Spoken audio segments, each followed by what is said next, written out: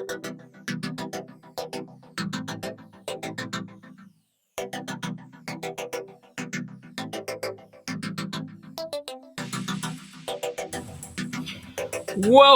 to Monday night. That's right, the night of nights. Football is over, and it is time for Car Stereo Talk. As we start the evening, looking at Master Tech Expo is 37 short days away, and I have a ton of work to do. Welcome everyone to the show. How's everybody doing? Welcome to the show. Good evening. It's 37 days away, man. Yes. Sorry. Got so much work to do. Hopefully, we're going to see a bunch of you guys at Master Tech Expo. It's looking to be an exceptional show. Yep. You can come meet Mark Cardio Fab. Or You can come and meet me. come meet Fernando. That's Right here. Yeah, you know, that would be fun. You can come meet Danny. I mean, who doesn't want to meet Danny? Danny. You could meet Brad. Exactly. I mean, There you go. that would be fun. That will be fun. Yes. I mean, that would be that's a good. We could have French fry night. Ooh, that would be exciting. Across the street. Yeah. I mean, Brad and I will have French fry night, but if anybody else wants to come along, that was one of the best times. Crinkle fries, oh, so good, so good. Yeah. Good evening. Anyways, good evening, everyone. Welcome. Good morning. Good evening, Dave, Frank. What's happening up? What's up? Evening. How you doing? What's up? Good afternoon, Fang. How's it hanging? Good afternoon. Good evening. Almost forgot about the show. Central Time, DNF. Yeah. Oh, I mean, we don't want to do that. you made it. You made it. When is the next Fernando mobile audio video? Okay, so this week we'll be back to normal. So we'll probably get an installer diary and a part 2 on the wiring of Fernando's car. So that's my plan as of right now. So unless something changes, we do need to get the Mic 1 video filmed and out, but we might be able to film that this week and then just edit it next week. Yeah. Because now the pressure's off. I mean, we need it, but we don't need it like, oh my God, hurry. But we need it. But we need it.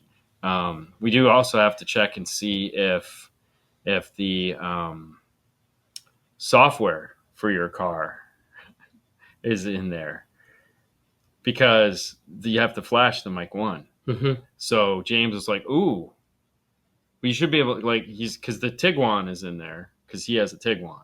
So he's like, you should be able to flash it for a Tiguan if the Taos isn't in there. Okay. Because it's the same stuff. Same I gotta body style. Yeah, I got to turn this off. This Okay. Master Tech video flashing at me. It's like, oh my gosh. Come on. Register now. Yeah. What's going on? What's up? What's up? Greetings. Danny says my 2 favorite cardio influencers. I mean, I don't know if I want to be an influencer. I mean, I just a guy. Greetings and salutations from Illinois, 30 minutes northwest from Chicago. Bang, bang. Bang, bang. Yeah, Chicago. Bang, bang. Hola, Mr. Smith. Have you made any shirts yet? Just curious. Why not, Dean? Meet the man with the plan. Mm-hmm. I mean, meet them all. Meet them all, too. Yeah. So Master Tech, we're going to have Fishman is going to be there for all you classic Car Stereo guys. Maddie and Gary are going to do an old-fashioned podcast with Fishman live. Mm-hmm. So for those of you guys that are familiar with Fishman, he's going to be there, and they're going to interview him. And one of his cars that he just built is going to be there. Dave Can Dig It is going to be there. I don't remember the doctor's name that's coming, the audio guy, because I suck at names. But I'm really excited about that. Yeah. So I will be incommunicado when that guy's talking. Oh, really? Mm-hmm. Oh, yeah, I got to go to that. That sounds fantastic. I love listening to nerds talk about how nerds do music. Mm-hmm. That's like my best. Yeah. So how's it going, everyone? What's up? This would be a great time now to get your questions in. So if you got questions, comments, or concerns, please start putting them in. Fernando is going to start checking them out and getting them all ready to go. Does Audio Mobile Evo 8 sound good? I can tell you right now that Audio Mobile stuff all sounds fantastic. It's really an impressive line for sure. If you can get them, go for it. Pardon me. So we're drinking some orange Fanta today. So go sugar. Orange Fanta. Yep. He's drinking the Coca-Cola red can. Cool. Anyway, so Yeah. we do this little thing called the 12-volt clean wire. Yeah, that one. Yeah. We do this little thing called the 12-volt clean wire club, brought to you by the fine folks at Kenwood. That's right, Kenwood just announced, and we were part of it, their brand new radios. We have the new S8, and we have the new Float, and we have the new 1058. Mm-hmm. Toslinks all across the board on the Exelon reference products, so we're super excited about that. But these, along with iData, the new Evo, I'm seeing Evo because I'm looking at these. I can see that, yes. Yeah.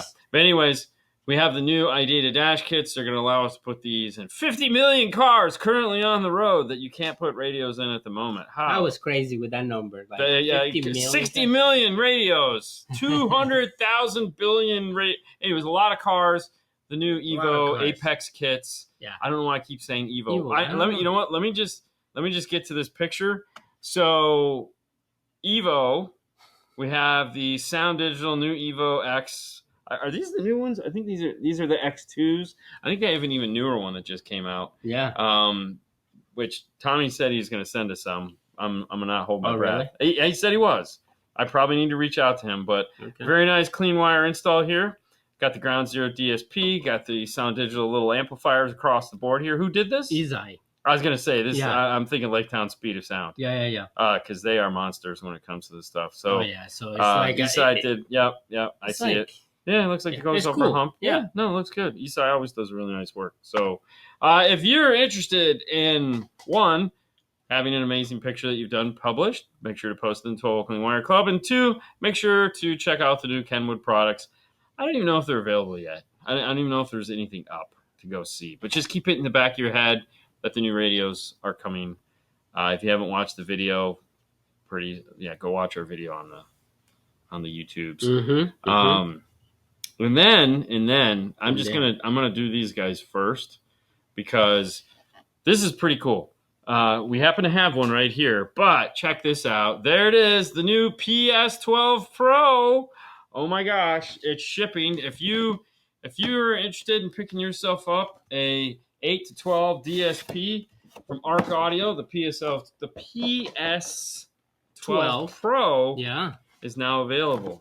Dude, that is crazy. As you see, it has a USB-C. I know, right? That's cool. That's a way nicer picture than what I'm getting ready to show you, because I'm just going to show you this from afar. So this is it here.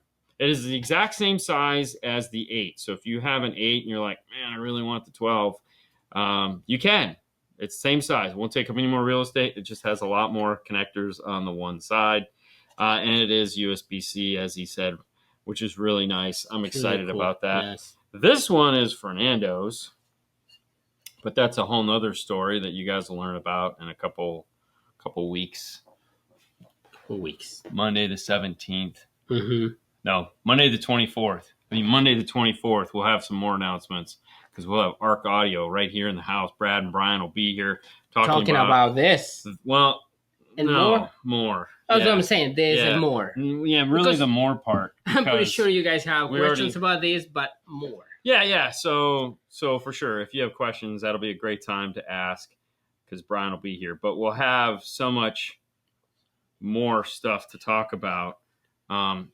And there's just so much more to talk about. Blackbird is the answer? Blackbird is the... Well, I mean, that's you a lot should of put questions. that one. Blackbird is the answer? That's it. Yeah. So I got to make a lower third for those. Yeah. Hang on. That's a... There we go. Hairy hand. Sorry. I have hair. I'm a hairy person, okay? Anyways, if you'd like to know more about the new DSP, head over to arcaudio.com, and that's where we're at for that. Pretty excited. Yeah, love it. Challenge. What's up, Eduardo? Hey, Eduardo. Brian. Challenge, yes. What challenge? Well, they want the measurements and things like that. Oh, they can wait. I don't care. It's their problem. Keep it up, bro. You're gonna get bossed. Oh yeah. He said just happy Monday, man. Happy Monday. Happy Monday. All right. The Are you ready? router station is like good. Yeah, I probably spelled it wrong. Yeah, I'm almost positive I spelled it wrong today. Yeah. I probably. Rotor. Yeah. Rotor sip. I don't know. I don't even really. All care. right. Let's go. Yeah, go for it. What do you What's got? up, guys? Hi. How you Switch out the stock wire at. What does that mean? What watts do you guys switch out the stock wire at? What Rule of watts? thumb you guys use? We don't. We don't. So here's the thing. Yeah, no, I spelled it right. So this is the thing. This is one of those sticking points that everyone has had their 2 cents in since the dawn of time. You know, oh, I put 12 gauge in, I put 16 gauge in. And the reality is, it's almost no difference whatsoever. Okay. Tony D'Amore, if you don't know who he is, the guy who made the DD1 and all that, he's an engineer. He did the math one day. He was bored, and he, like myself, got tired of people questioning how much wire you should do and what you should. And the reality is the wiring that's in the car is more than enough to power whatever it is you're going to be putting to it. Now, if you're going to be doing something where you're putting 8 loudspeakers in the door and running a 2K to each door, okay, that's a different. But for the most part, what we're looking at is the average person putting a system in a car. There's absolutely no reason to tear that car apart and run wiring through the boots and do all this damage to the vehicle to run new wire, because you're not going to tap out what you currently have in the car. There's been plenty of engineers, once this came out, that we talked to that have done plenty of testing on this. They go, no, you don't have to do anything. The factory wiring is more than sufficient to run the speakers in the bandwidths in which they're going to be performing. We know a certain someone that runs 18 gauge to everything. I mean, why not? And an obscene amount of power. 18 gauge. Like 1,000 watts. It's pretty silly. 1,000 watts. Easily 1,000 watts. And yeah, Brian is going to be a Chick-fil-A. yeah, we'll get it to go. We'll have some Ubered in. Yeah. Okay, so there again, that's a great question, Jeff. What if the OEM wiring is aluminum? And see, this becomes more and more of a problem because Toyota is running aluminum out of the radio into the factory. It's 3.5. Mm-hmm. But they're doing it of significant size. Okay, so it's bigger wire. So we have to assume that they have the size, because it's like a 12 gauge. So there again, we know that aluminum, though we all know it sucks, the reality of it is your voice coils are aluminum. There you go. That's what I want to say. So as long as it's big enough, which it is, which is like most factory wiring, then it's going to be fine. The problem that you run into is when people start cutting it. So don't cut it. If you go into a Toyota and you have that light purple wire, don't cut it. Don't cut it at all. You need to get the adapters for it. Because butting it together and that's when you're going to run into all your problems, is when you start to manipulate the factory wiring. Because you can't solder into it, and butt connecting into it's probably not the best. That'd be the only way to do it, though, is some form of a butt connector. Mm-hmm. But, luckily PAC makes T-harnesses for behind all the Toyota radios. Mm-hmm. And I think Metra makes most of the brackets for the Toyotas. And if they don't, we'll make our own. So that's one of those things. So yeah, I just don't want to screw. I'm less worried about the wire. I'm more worried about the stock connector. True that. Most stock connectors now, Brad, are, as long as they're inside the door, we don't have any problems. It's when they're in, meaning doors inside card, and then metal, and then the connector is between the card and the metal. Mm-hmm. Those are fine. We never have any problem with those because they're not going to get wet.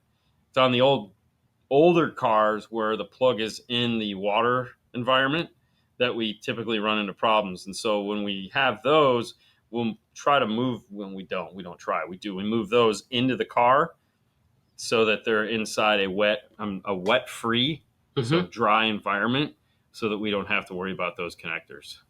Yeah. But yeah, I'm with you. The connectors have always bothered me, and that was always the reason why we didn't use like adapters.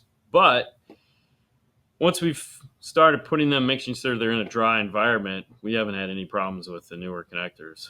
So that was always an issue.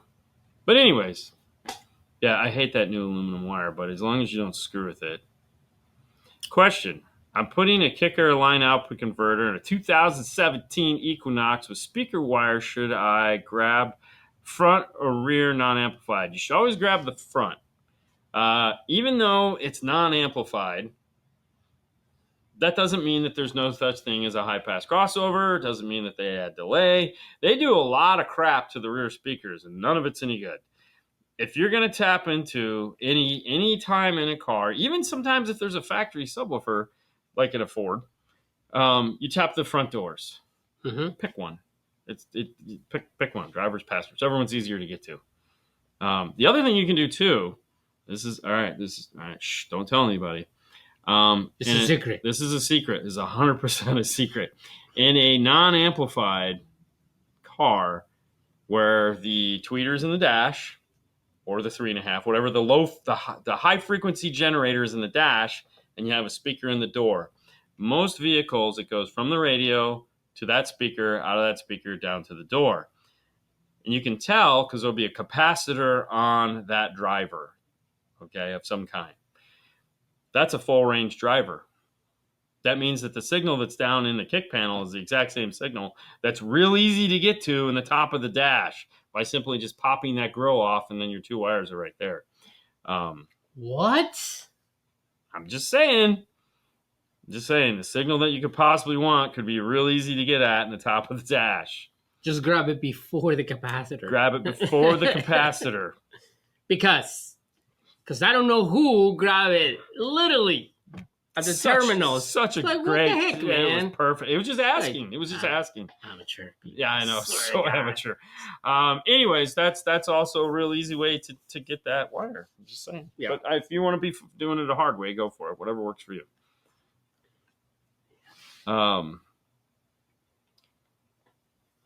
Corolla door speaker corrode. Well, I mean, it's that salt water from all that salt on the road, I guess. Yeah. And it's a Corolla. Hey, DNF, Kenwood going to make a new XR radio comparable to the 1007. No. 1007? No, there's going to be like a 1038. There'll be a 1058. And that's really about it. That had navigation. Okay, yes. Yeah. Okay, I remember so that one. Right now, there's no talks of a 1008. Mm-hmm. That's not to say there isn't going to be one. No one has said anything, and honestly, no one has asked the question either. Right. So I doubt it, because we still have a lot of 1007s, and it's been out for like 4 years. So Because I feel like most people, the only thing they want is CarPlay. Every now and then you get the old You guy. know? What's up? What up? Afternoon from North Dakota. Ooh. North Dakota? Oh, no, from far north. Sorry. I saw my brain automatically saw does, and that's Dakota. Anyways, it's far north. Far. Could be North Dakota. Could But be it's Canada. far. It's far. It's very far. Does the new Kenwood vehicle specific head unit combos have iData built in, or do you still need the external module? You still need the external module because you have your choice of an RR or an RR2. All right, so there's the two modules. If you do RR, of course, you don't have MPOs or Maestro programmable outputs. But if you decide to do an RR2, because you want to like remap buttons to do those three programmable outputs, you can. One of the other things to keep in mind, too, is that obviously the RR and the RR2 aren't going to be around forever. We know this just because you look at the new SW, okay, which is like has some features like wireless programming that an RR doesn't have. So we have to assume at some point the RR and the RR2 are just going to morph into one. And so they don't, they've never packaged them in the same thing. So, and there are some cars you need an RR2 for that you don't, because it has dual CAN traces. That's why it's a 2 instead of a one. So it just makes more sense. Plus, from a retail perspective, the kits are fairly inexpensive as far as compared to some of the bigger kits that are like $300 and $400. Yeah. If you put an RR in each one, that's going to raise the price of the kit. And now I have, it's like I could stock 11 kits and I could have 5 RRs. Okay. So my cost for a retailer, my cost inventory is a little reduced. Okay.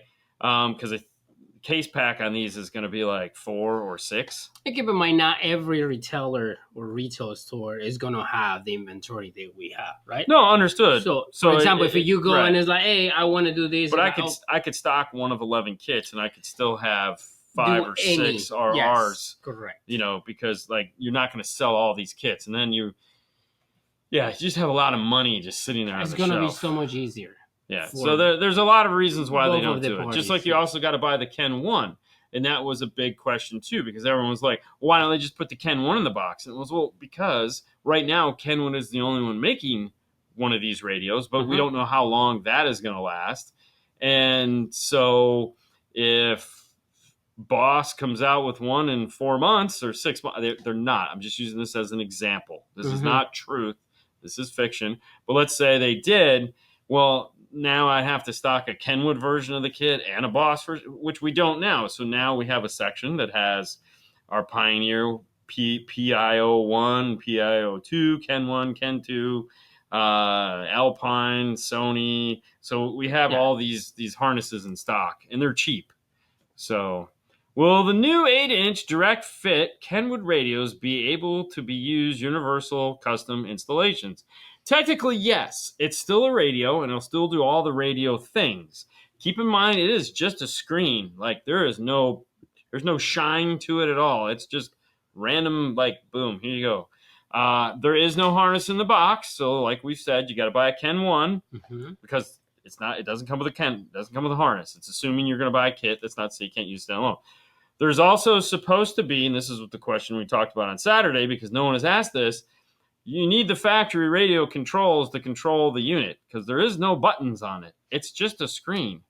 So there is a drop-down menu that you'd have to use a handheld remote control to drop it down as far as I don't know. No one has seen it yet, but supposedly it comes with a remote control that you hit a button and then you can tab down and then there'll be a volume up and down.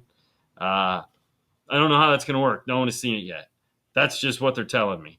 So that might be more of the problem is how do you control it? What's going on, fellows? On the Blackbird, the output clip indicator, what is your safe point? Light yellow, dark yellow, etc. Just wondering for setup. Bro, I want it to look like the sun. I want it red telling me to stop. Stop, don't go anymore. No, I like yellowish, and it's just going from green to yellow. I don't want it camping out or anything.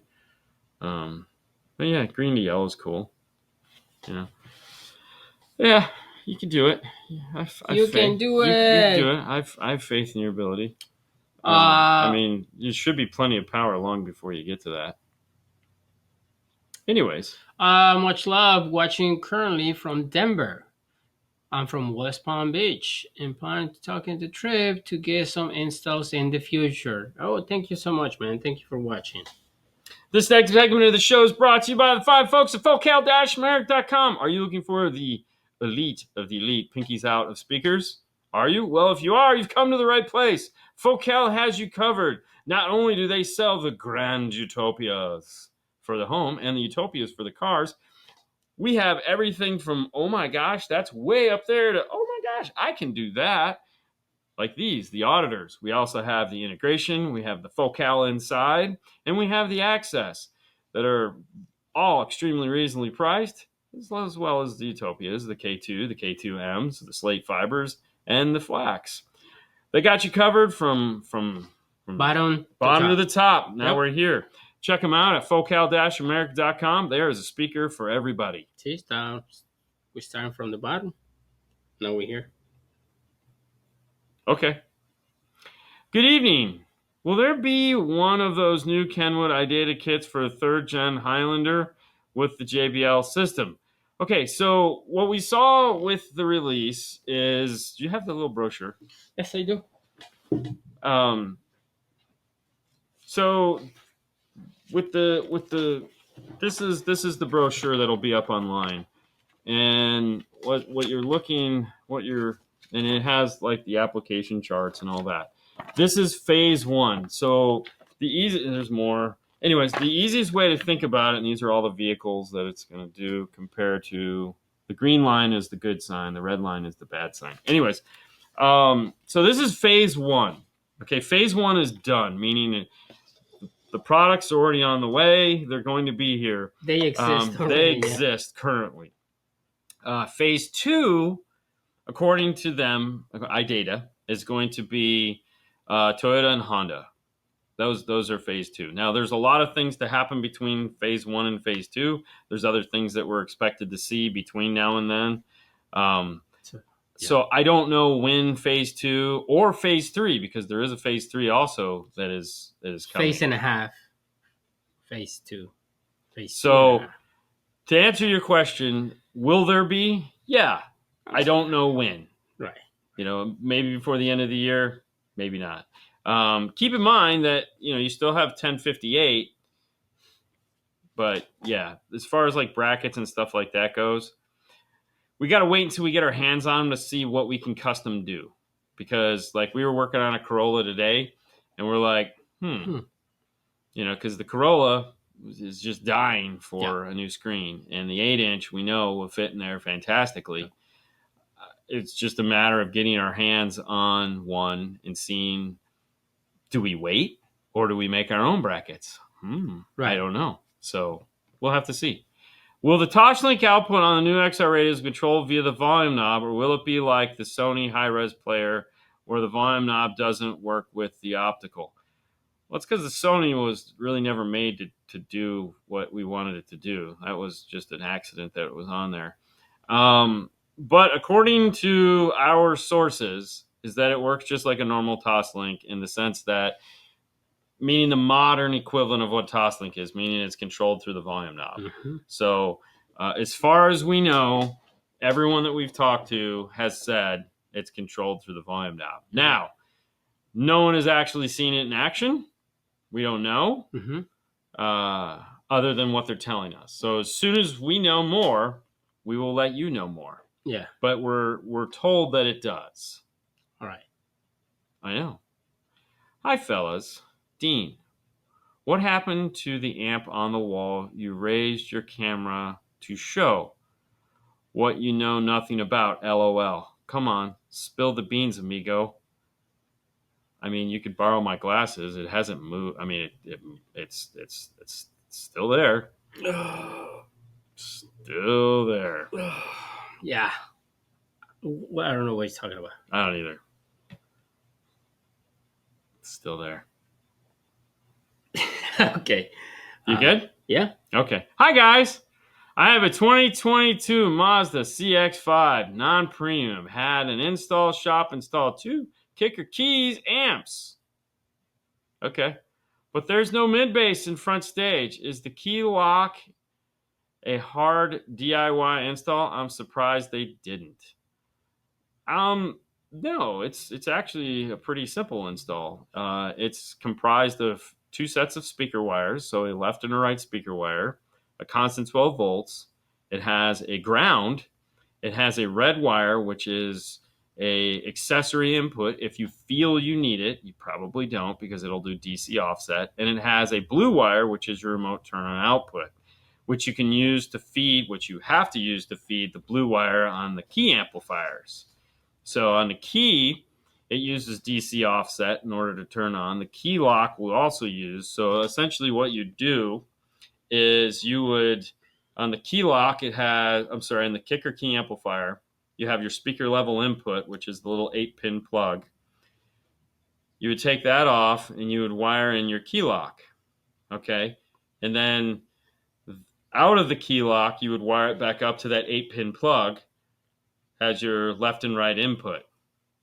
On the side of the key amplifier, you can tell it are you running a high level or low level, so you would switch it to low level because now the Keyloc could be doing that.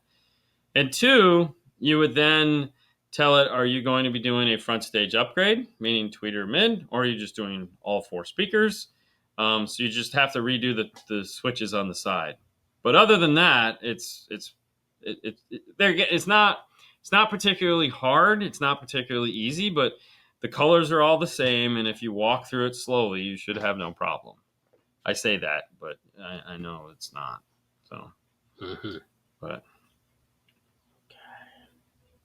Or maybe they did turn the high-pass filter on too high. Scott had a good point. Hold on. On the side of the key 200.4, there's a bunch of switches. The last 2 switches are the high-pass filter, and it can go up pretty high. If there's a subwoofer, it should be somewhere around 80. However, that doesn't necessarily mean that they did a good job, and they could have put it all the way up to, let's say, 120, 200, I think is what the highest is on it. So definitely want to check those before you go all crazy. Okay, sorry. Put the other one back up. I'm trying to. I gotta find it. Chris Vera, Brad says, don't let them turn red. I was joking, of course.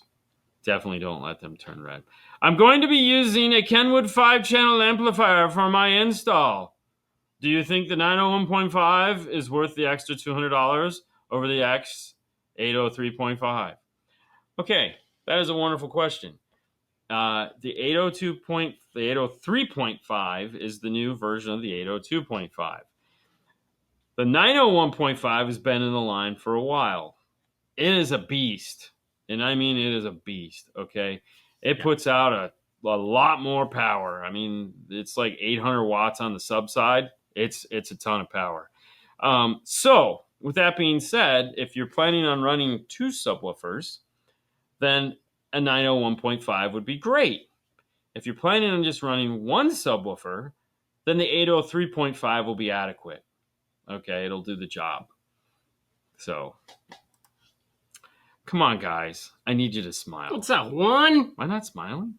I feel like I'm smiling. Smile. There you go. It hurts. Never mind. I can't smile. You can smile. I know. You're not You're smiling. You're doing it wrong. You're doing it wrong. You're doing it wrong. Hold on. What do we got here? Good old plug-and-play speakers for a Toyota Tundra with a kicker 660.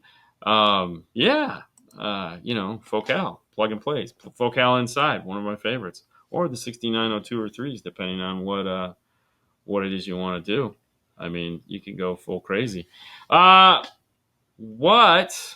Oh, hold on. That was the wrong one. Yeah. All right, let's do that. What opinions for a 17 F-150 for receiver that use factory volume knob? Currently have the 8-inch screen on an STX 6-speaker setup. What are my options? So here's the deal. There's one dash kit and one dash kit only for it, okay? If you have the factory 8-inch screen, it's going to retain your factory volume knob. And that is an Idata. So that's Idata. Currently, today, right now, today, it's either going to be an FOR1 or an MF or an M. FOR1 is the older one, or an MFT1 is the newer one. Both of those allow you to take a 7-inch shallow mount radio. We like to use a Kenwood 958 or 908. However, you can do Sony 9000. Put that into their dash kit, and that will go into that 8-inch location with a black trim bezel around it. It looks fantastic. We've done them. We do them all the time. It's a wonderful, nice little install. It retains your backup camera, your steering wheel controls, all your doodads and widgets, and your volume knob still functions. So does your track up and down. And you can program your 6 preset buttons to do whatever you want. So if you want them to, if you go with an RR2, you can program him to turn on lights or open garage doors or whatever your heart desires.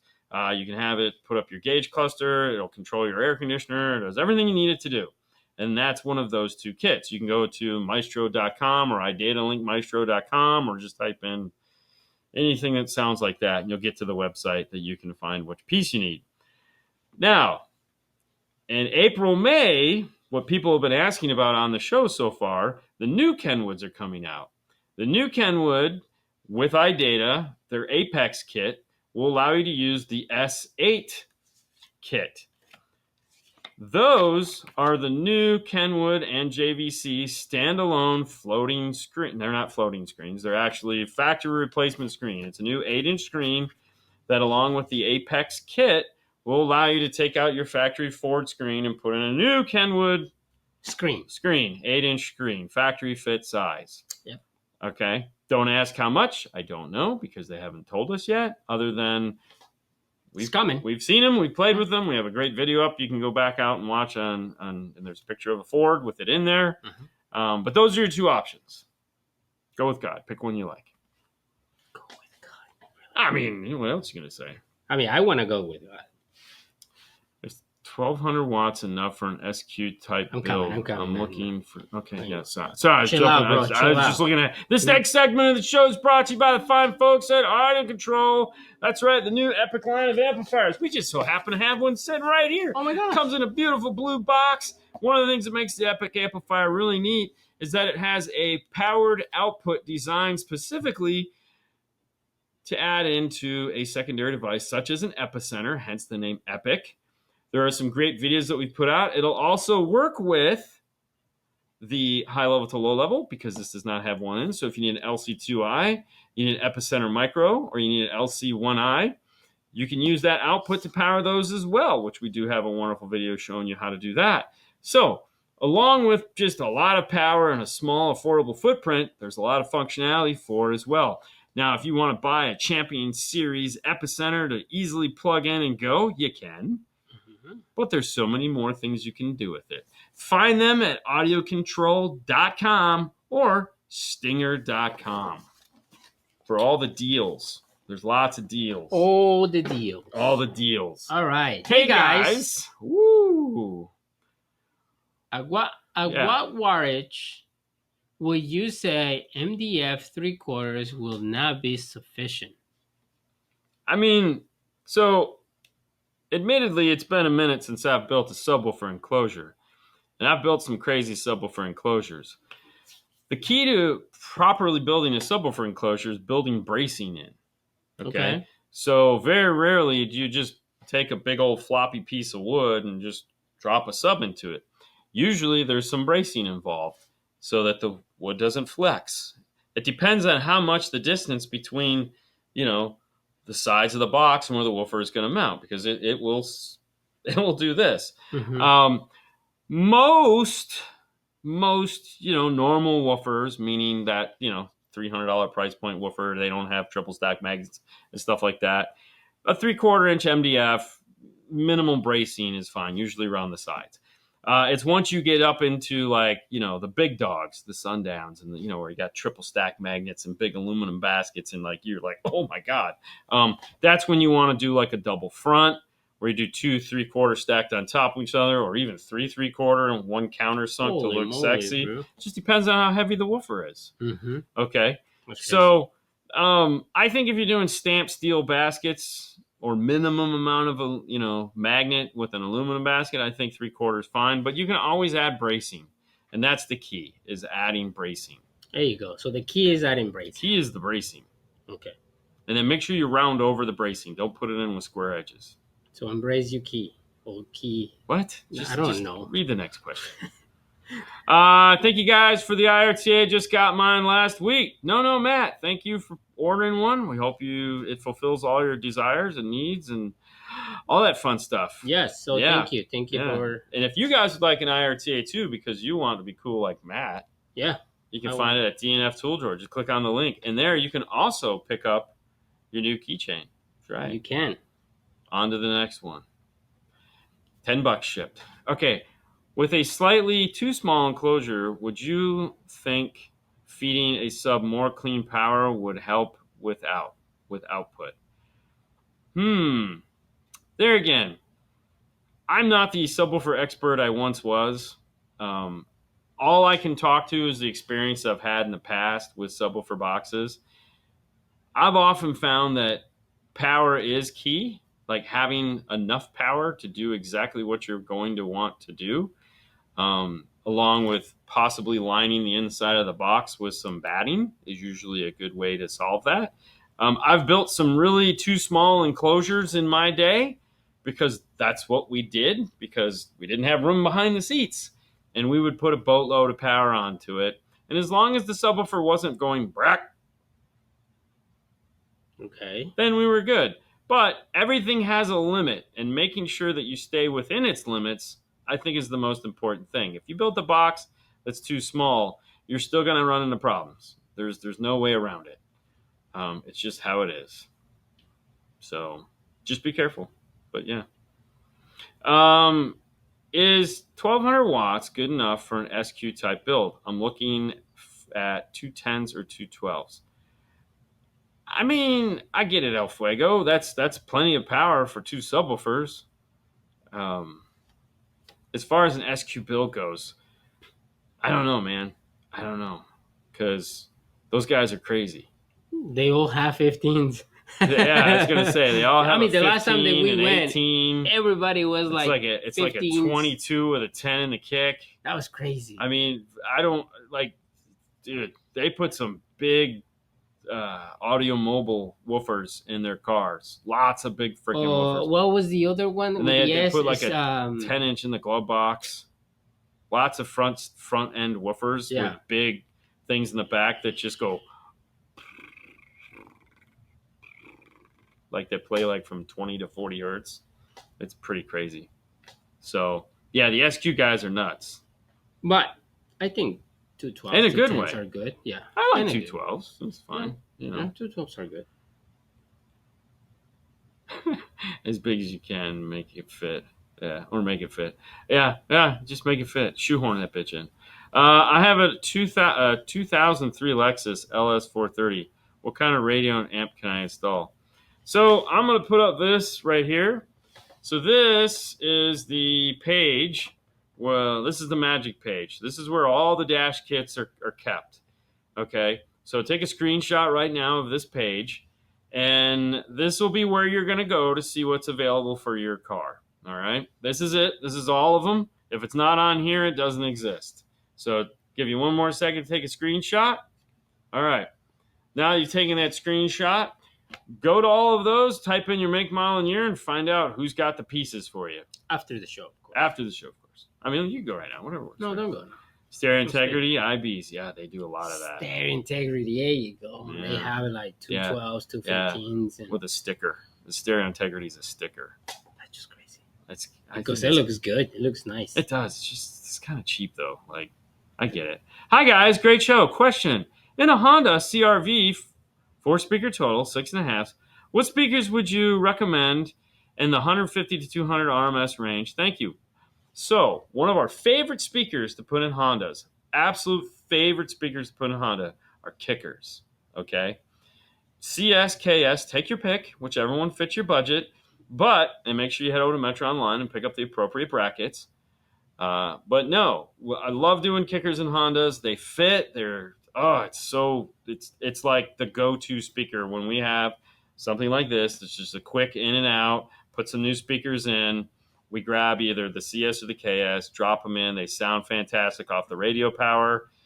Yeah, take your pick. But yes. And Dave says, I have a Metro 12 sealed enclosure for my sub Rockford Fosgate Series 1 sub. Is it a good box? Good box. So it's probably one of those. I mean, if it's a Metro 12-inch, I wonder if it's one of those staple boxes where you just kind of.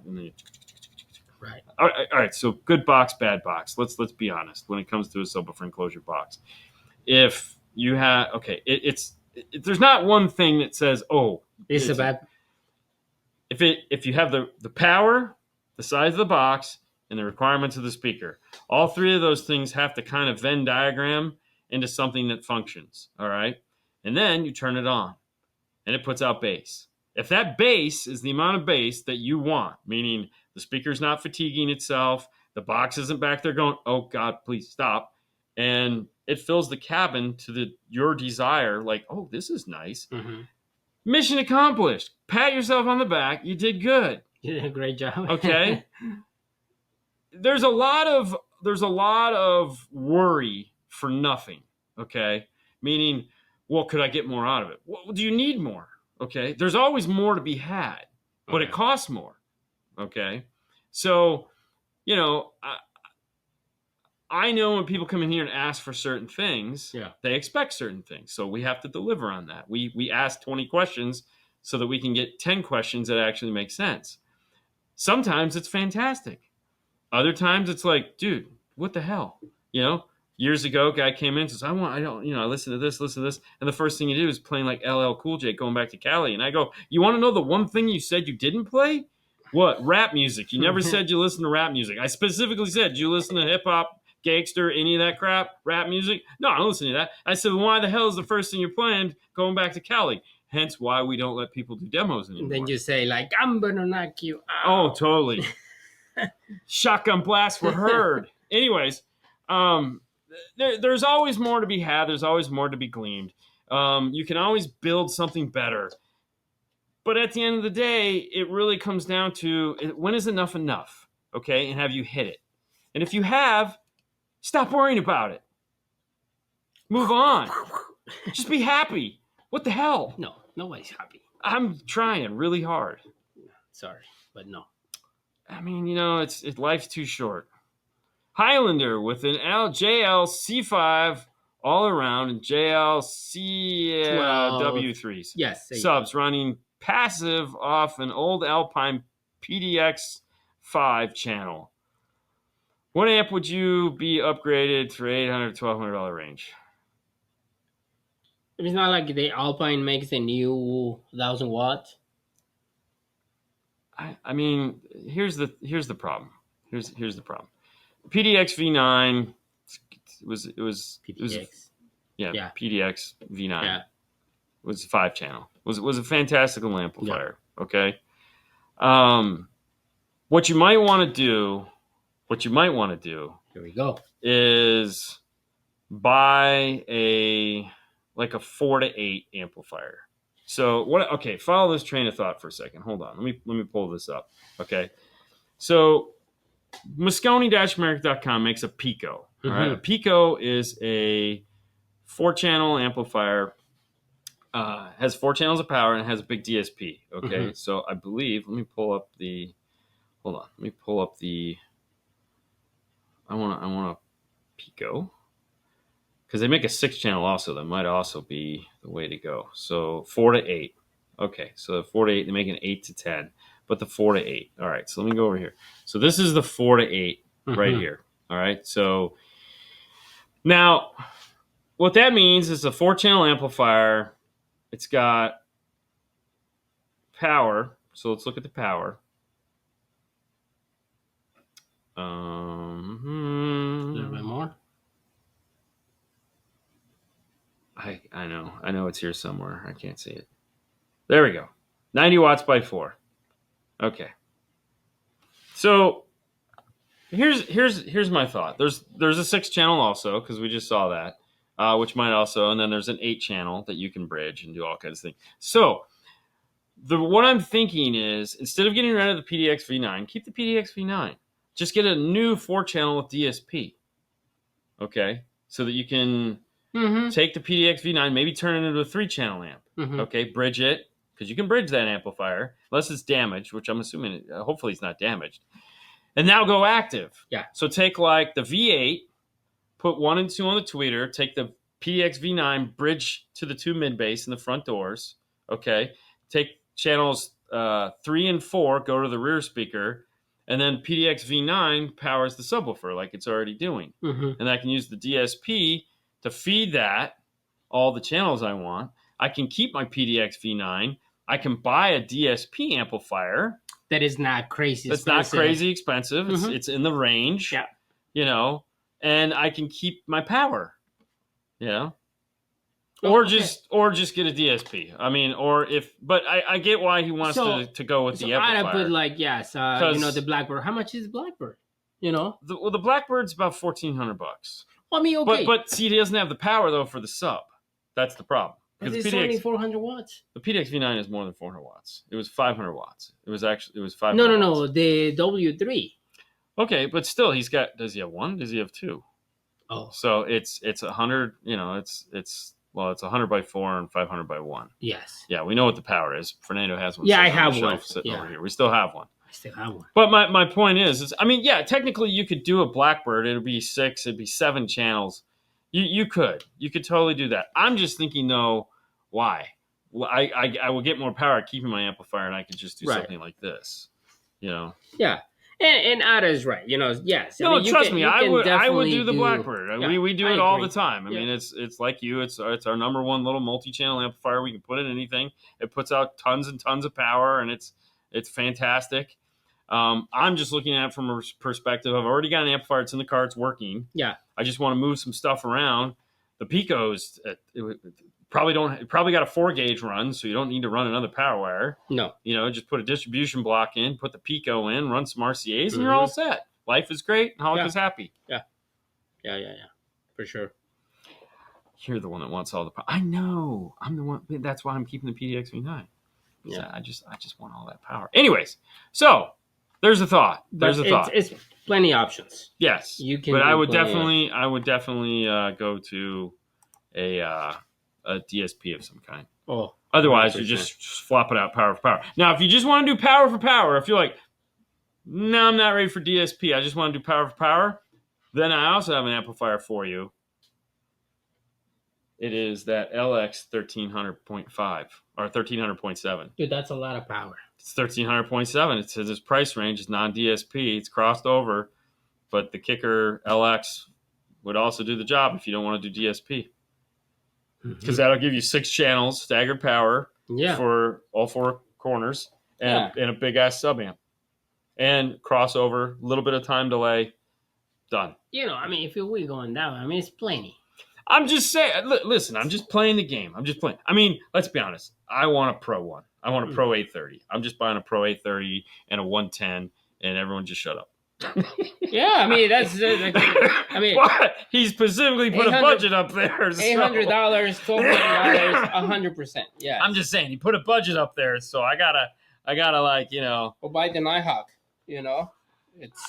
but we had a budget. We're trying to stay in the budget. Who cares about the budget? The budget kills everything. I know. Yes. Need to explore DSP world. Thank you. All right. Well, if you need to explore DSP world, there's a couple options for you to go crazy. Yes. So, for sure. Whatever works for you. Fernando. Frank is laying, please. Yes. Says which side? Driver's side. Okay. Always driver's side. It's easy. It has already. Not always. 80% of the time. Toyotas. 80% of the time. No, sometimes in the Toyota we go down the. It depends. And the new ones. If the battery's on the passenger side, we do explore the option. We'll always at least give it a go round. Yeah. And then but yes, most of the time we're going to the driver's side. Yeah, but it's in the 2015, driver's side. Yeah. Normally has a plastic grommet, so you can a rubber grommet in the top. Hold on. It was this one. The problem is budget versus your OCD. I mean, it's not OCD. I don't really consider myself having OCD. I like things a certain way. I don't like to label these things, and I especially hate acronyms. So I just like to be happy. And I have patience. Just don't buy eggs, because right now the eggs are expensive. Don't buy eggs. Buy a new amplifier. Yeah. It's better. No. You're going to be happy. So patience will get you anything you want in the world. As long as you don't die in the meantime. You are a plastic grommet. That was mean, bro. That was mean. Wow. In front of, thousands and thousands of people. Can you guys dumb it down and explain what an active 3-stage upfront is? Oh, God, yes. I would love to. Do me a favor. Yes. Could you go grab the Morels? Yes. Which ones? 3-way. Which ones? I don't care. The top, whatever one's on top, that's a 3-way. Doesn't matter. They're both brand new and both sexy. Dirty. I know. So, all right. So I'm gonna explain this for you, because why not? You say they went in the top. I didn't care. Yeah, Virtus. Sounds great. Okay, so a 3-way set. Remove the top one. Yeah, hang I on. don't want to get in trouble. We're not going to get in trouble. Oh, we totally get in trouble. We're not going to get in trouble. No, we can't get in trouble because we don't have theirs to use this demo on. If we had theirs to use the demo on, then anyways, that's a whole nother topic. That's in trouble. Okay, so first things first. This is a passive crossover, which is what you don't want to know about, because the passive crossover's job is to take 2 channels of audio and separate them out to 3 separate speakers. And those 3 separate speakers are the mid bass, which is this guy right here, the mid range, which is this guy right here, and the tweeter, which is this guy right here. Now, what does this mean for us? Obviously, the smaller the driver, the higher the frequency. We're going to make this as simple as possible. So the tweeter is designed to play roughly from 3200 or 3.2K all the way up, which would be 20,000, which is usually, they'll play up to 5, but we hear up to about 20,000 plus or minus a certain percentage. So that all comes from this guy here. Now, these are usually mounted up high in your dash, usually in the corner, on a sail, on an A-pillar. They go here, all right? Next is this guy. This is the mid-range. And this is designed to pick up where this left off. So this is going to play from 3,200 or 3.2K down to somewhere in the, let's say, 350 range. Okay, so 350 hertz. This is where most of the vocal is coming from. This is a very important speaker. This is where a lot of the audio is going to come. And there again, common locations are up in the corner of the dash. They're again somewhere on an A-pillar, sometimes on the door itself. So most of your talkie talk and your singing comes from this speaker, the mid-range. And then the mid, also referred to sometimes as the mid-bass, is going to play from 350 down to about 80. Okay, so this is going to pick up all your lower drums, anything that has a bass guitar sound or a deep tonality to it will come from here. Now, this is what people will commonly refer to as a 3-way system. However, the reality is this is actually a 4-way system. And I know what you're saying. Wait, what? Because your subwoofer has to play from 80 hertz down to the ground, usually 20, 15, 35, somewhere in that range, which is going to play the next set of frequencies down. So the subwoofer would be your 4th in a true 3-way system, making it a 4-way system. A 3-way system, a true 3-way system, would be comprised of a tweeter, a mid-range, and a subwoofer. Oh my gosh, some of you guys are just scratching your head going, oh shit, he's right. It happens. Yeah. It happens. But anyways, that's as layman as I can get it for you. Now, there are some caveats that you need to know about. First things first, crossover points are very important. We gave you some generic crossover points just so that you'd have a good place to start. And those will work with most speakers. The other thing, too, is there's different crossover slopes, meaning you have 12 dB Butterworth, you have 24 dB Linkwitz-Riley. If you're doing an active system like this, best practices are 24 dB Linkwitz-Riley, okay? If you don't do those, well, then you have some fun little phasing issues that happen between the crossover points where you get dips and you lose sound. And that gets real crazy, and so we're not going to get into that. But that's the 3-way set. That's as dumb as I can get it. All right. Next.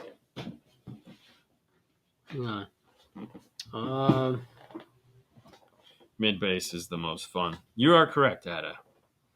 The mid is the most important speaker. That's not true. That's not true. It plays the widest range. Yeah, but component, it's okay.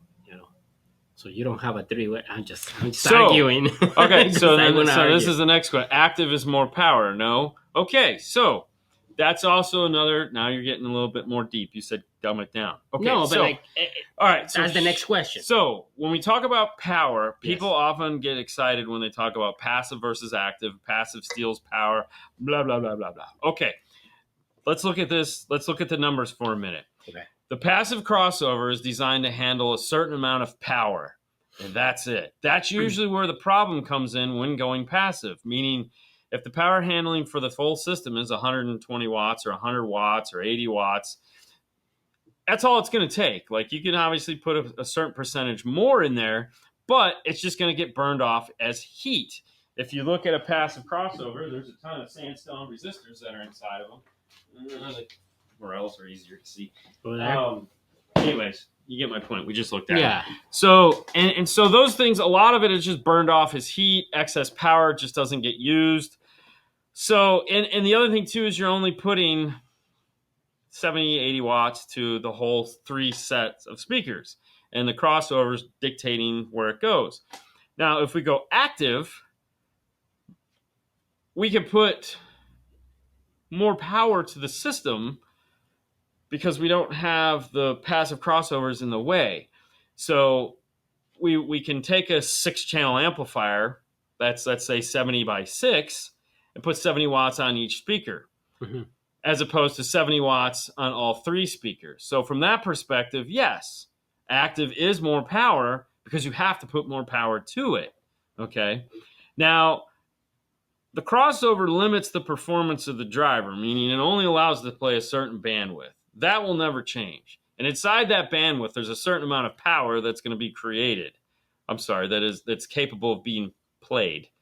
Created's probably not the best terminology for it. But anyways, so, a tweeter, whether it's active or passive, is still only going to see a couple watts, okay? It's not going to be like, it's getting 70 watts. No, it's not going to do that. It's not how that works. But I can put more power into the system and get a much nicer sound out of it going active as opposed to passive. However, the thing is there's a certain amount of intelligence involved in active versus passive. I mean, you have to know what you're doing because it's real easy to launch a set of tweeters into the stratosphere because you feel like, oh, it should be louder. And it's like, no. I also want you to think of this for a second. Grand Utopias from Focal are passive, okay? And they're $1 million or $100,000 or more money than I see in a time I can spend on speakers, okay? But they are this big. Yes, but they're also passive. Most home speakers that are super expensive all are passive, okay? They're huge, people, huge. Keep in mind, when you buy a really nice set of speakers and they have these really gorgeous passive crossovers, that's why. Because they're like, okay, listen, slow it down, killer. We know you're super trooper. You know what you're doing. You want all the power. But they didn't build them for nothing. You know what I mean? So it just depends what you're trying to do. There's a good and bad to everything. Don't think that the answer is always active. Sometimes it is passive. Sometimes passive makes more sense. I don't know when. But it does. In some cases, it does. Now, on some really high budget doesn't allow you. At some really high-end speakers, you can do what's called bi-amp passive.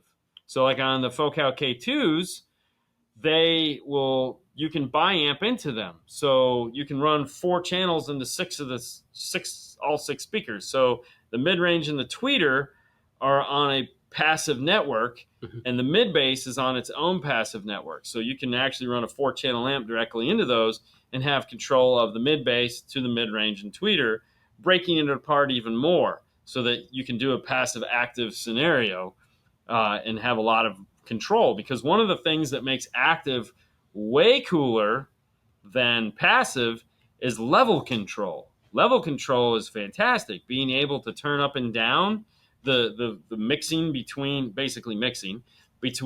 tweeter and the mid-range and the mid-bass and the mid-range and them and the subwoofer, being able to level match between those 3 is really where a lot of the work comes in. Mm-hmm. Trust me, you'll sit in a car and you'll know immediately when they don't match up, and you'll be like, ooh, can we just turn those down? It's like, no, it's passive. Can we flick those little switches or can we turn those things up? Because they need they need a wake-up call. They need a shot of adrenaline. Oh, yeah. So, anyways, hopefully that helps. Dean, can you recommend an installer in Phoenix as good as... I honestly don't know. Reach out to Mike Rios or Mike Rios on Instagram. That's his territory, so he would probably know somebody. Or Jason Grade. Jason, where's at Luso's? Yeah.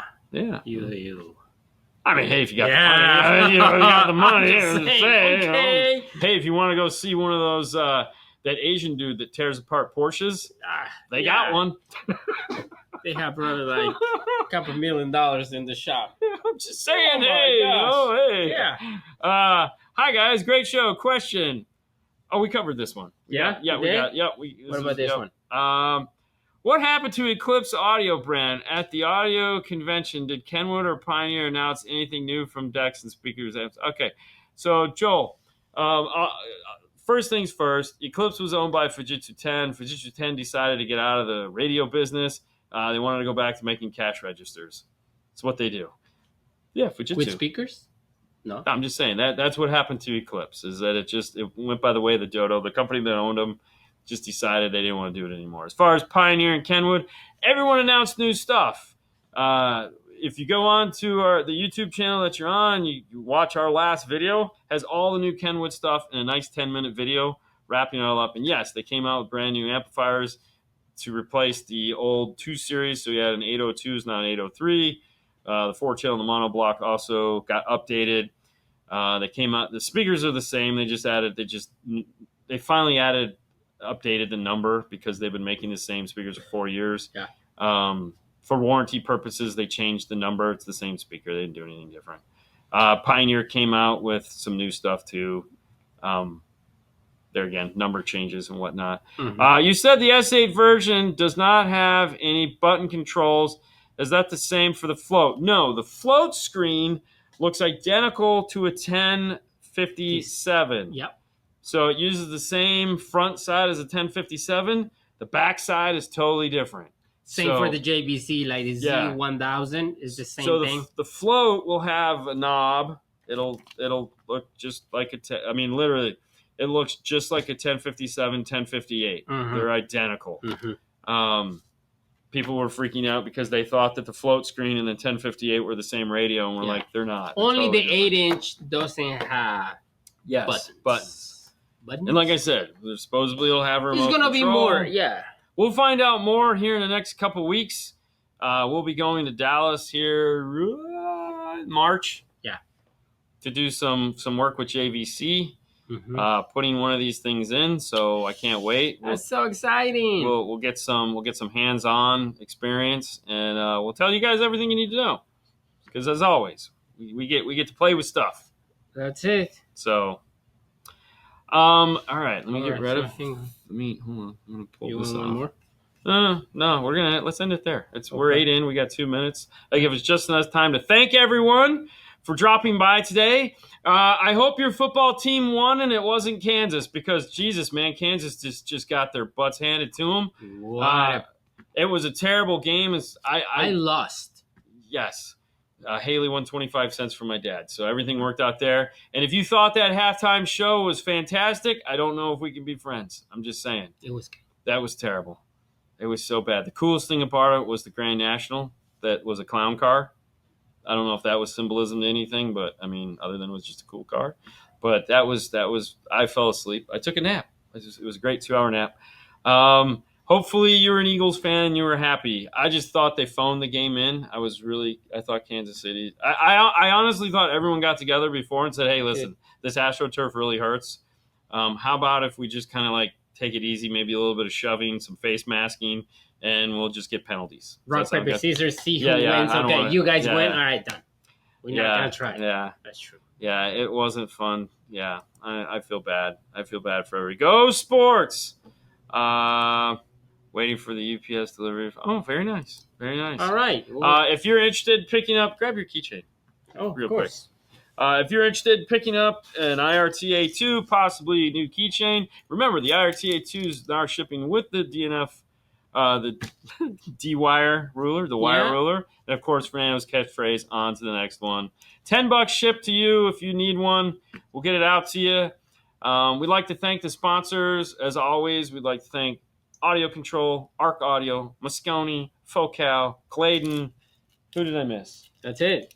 Kenwood, of course, and our good friends Merle on Instagram. If you guys want to know more about what's happening here in the Bay, make sure to tune in to Instagram, where we try to go on at least 3 or 4 times a week, keep you up to date what's going on, as well as that midweek question that it's just, I need to know. Instagram. I need to know. Instagram is the place to go to get that midweek question. Yeah. We'll be back here Friday with the news, and of course Saturday we're doing this all over again. Oh my God, I'm so excited. I No, am. I'm not. I am. I'm totally excited. I love doing this. There you go. Oh, hey, it was great to meet you too, man. Thanks. Oh, there we go. Thanks for coming up and saying hi. Yes. I love it when people do that. It's always great. Always. Knowledge Fest If was you see us on any show, anywhere, stop walking out of at Magic Kingdom or Disney's Hollywood Studio, walking off a ride, and you go, I think that's Dean. Yes. Make sure to say hi when Haley's standing there, because she loves that. That's happening. Make sure you say, hey, Haley, where's your dad? I watch your dad. Yeah, she's going to get pissed. She's going to punch you in the face. So don't do that. If you'd like to meet Haley, make sure you come to Master Tech Expo, because Haley will be at Master Tech Expo. That's right. Oh, yes. Yeah. So Haley will be hailing it up at Master Tech Expo, giving everybody some resting bitch face. So very nice. Very nice. Yeah. That's it, guys. That's all we got for you. Thank you so much for tuning in, as always. We hope you have a fantastic week. DNF Tool Drawer is a place you can find all the cool tools. DNF Swag is a place you can go and find some swag. Make sure to pick up your cool keychain so that you, too, can be cool. Don't be not cool. Yeah. Don't be like Ada. Be cool. Because Ada's not cool. So just, okay, guys. Have a wonderful day. Bye.